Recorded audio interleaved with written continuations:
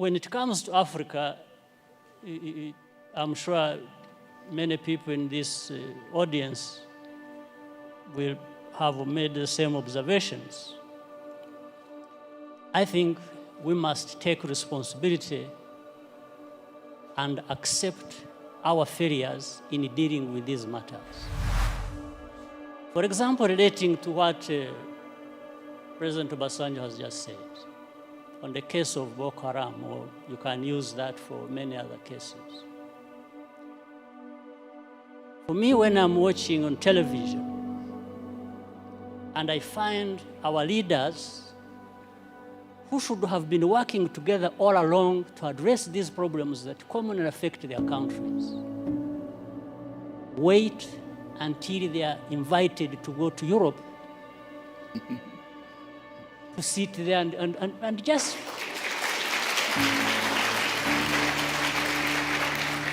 it's like they are made to sit down and address their problems. Why does anybody wait for that? What image does it even give about us, about Africa? In fact, the image it gives is that we are not there to even address these problems. We are there for a photo opportunity. We are happy to sit there in Paris with the President of France and address, and just talk about addressing problems. It doesn't make sense that our leaders cannot get themselves together to address problems affecting our people. It doesn't make sense. Of course, I'm saying this painfully on the other hand that but I look forward for the time when I can be like the two former presidents. I think they are more free to say things than I do. Being where they are and me being where I am. So I tend to remain with some reservations about what I have to say because, but I think there is that serious problem.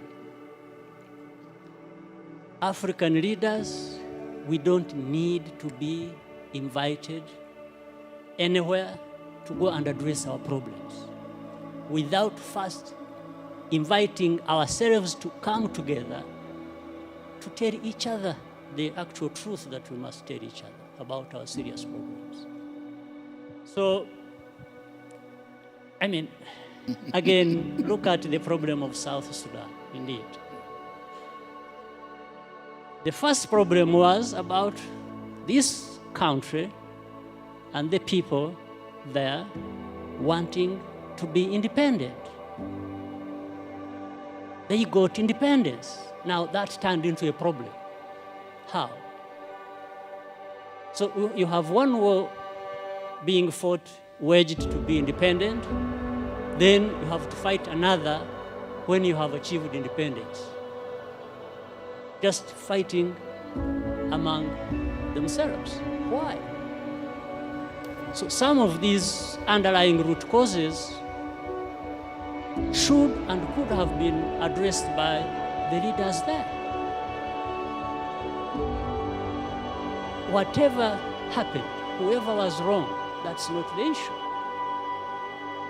It is still the responsibility of leaders. If they can't resolve the matters themselves, why not? Why not call upon neighbors to say, come and help? We have a problem here. Maybe there is a problem between the president and the vice president. And if they can't resolve it, and each one thinks he's the one who is right and the other is wrong, and they are going to divide the army and government and everybody else to go on either side and start fighting. Well, I think in between the time that starts and when it actually happens, something can be done. But it has to be leaders to work towards that and avoid the catastrophe that, like we are seeing or have seen or that has already happened in South Sudan. But of course, the unfortunate part is that the most majority who suffer are the Ordinary innocent people who have nothing to do with it. Women, children, and even many men are innocent in that situation.